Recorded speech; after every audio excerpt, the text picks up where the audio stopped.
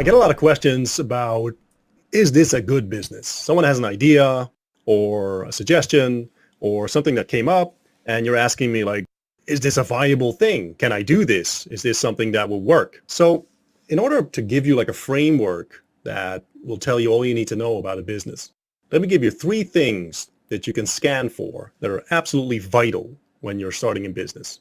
And I'll give you some examples as well to get you on your way. First of all, what you want from a new business that you're going to start, first thing that you need to understand is that, is there a customer base? Is there an actual problem that people are trying to solve? Now, you would be amazed at how often things just go wrong there right away. Let's say you're trying to sell a migraine prevention course. So it's a course specifically designed for people to not get migraines. That would be a very, very, very, very difficult thing to sell. I would say it's an impossible thing to sell. Because if I don't have migraines now, which in my case is the case, I've never had a migraine, luckily for me.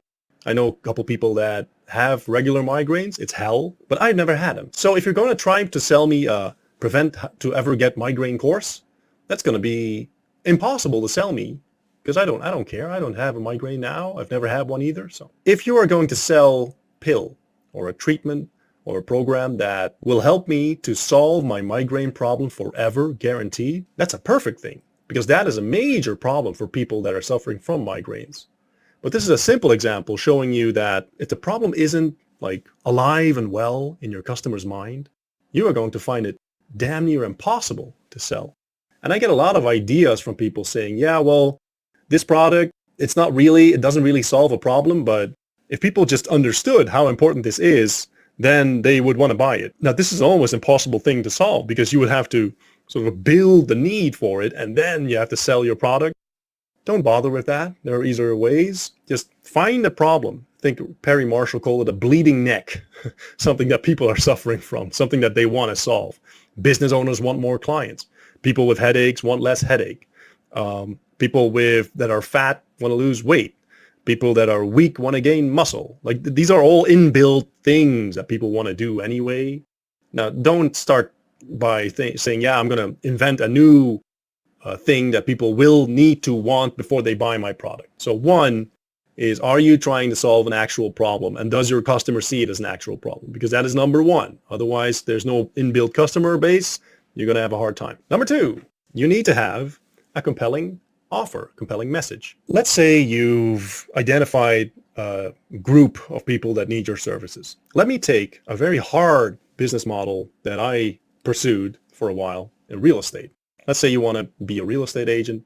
Now, there is an inbuilt customer base because there are always people that are buying homes and selling homes. This is just the case, right? This is a problem for people because no one wants to deal with all the hassle that comes with it. So, okay, we have a market. Now, if you're going to hang out your sign or your shingle at the door and say, I'm now a real estate agent, you need to come up with some sort of message that will resonate with your audience. Otherwise, you're just the 512th dude that also sells real estate. And this is the way that most people actually start businesses, by the way. People need plumbing done, so I'm going to be a plumber. And my message is, I'm Mario, Super Mario, the plumber.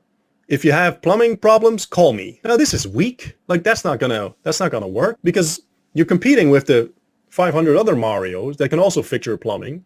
And let's assume they all have the same message, right? What you want is that you have some sort of offer, some sort of message, some sort of guarantee, something that you can do which is unique, or more likely is not really unique, but it sounds unique. So the way I did it with real estate was I had a guarantee. I said, your home sold within 124 days. This is in a slow market, like a long time ago. Within 124 days, or I pay you $1,500. That was a guarantee that I used. I used more than that, like I used other ones too, and before that, to generate leads and to get more clients. You know, if I help you buy your home, and I don't get at least $5,000 off the asking price, you don't pay me anything. Something like that. I came up with something because this is a very hard market to crack. And I needed to get like some sort of an in push through all the marketing noise of my competitors. And that was a great way to do it, I guarantee. You can come up with anything, but you need a message. Like if you're going to be a plumber, maybe you can do it faster than anyone. Maybe you can do unique plumbing that will last for 16 generations or until the end of the earth.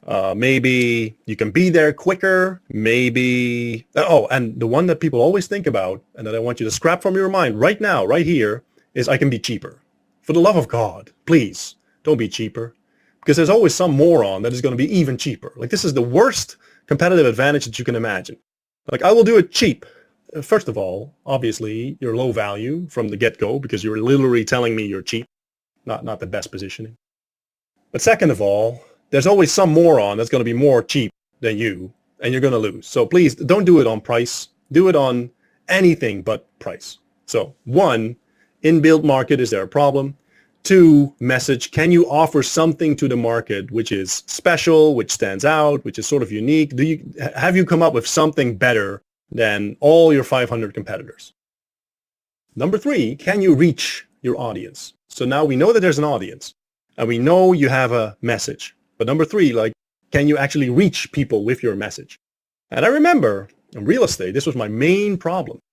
And now that I'm talking when I started out over 15 years ago, the internet wasn't what it's like today. Like today, there is massive opportunity in this regard. Like a lot of things opened up. But when I started out, this was the main problem. There's not like a list of people going to sell their home tomorrow, because people decide every day and it's not easy to find them. Nor is there a list of people wanting to buy their home. So you had to get creative. I had to generate leads way in advance. I had to give them information in exchange for their contact information, right? So I could follow up with them. I had to make deals with mortgage brokers, sending me the people that were going to buy their home, and then I could help them as a buyer's agent. I had to go through all sorts of hoops. But let's say you're a plumber. Again, there's no list of people whose toilets are getting clogged up tomorrow. That doesn't exist. It's sort of a random event. But this means that you have to look at how can I reach these people? And sometimes it's just super hard to do, which makes it a very hard business to do as well. Now, there are obviously many exceptions to the rule where it's actually very easy to get clients. Like let's say you do, let's say Twitter ghostwriting. Super easy. Because like almost every business that you want to approach, either they have a Twitter account or they don't, but they're very easily findable because they're a business. Clients are supposed to be able to find them, right? So that's easy.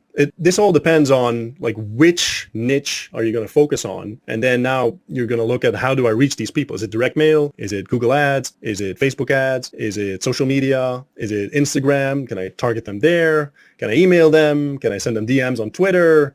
The list is endless of the stuff that you can do, but there should be a way for you to reach them. So you have customers that have a serious problem, potential customers, like a gap in the market. 2 is that you want to have a somewhat unique message, something that resonates with your audience, something that you can offer them that your competitors either can't or won't or don't.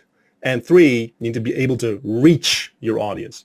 If your business idea ticks all those 3 boxes, go for it, brother. If it doesn't, you have some thinking to do because this might be a very difficult business to start and to get going in, to get traction in.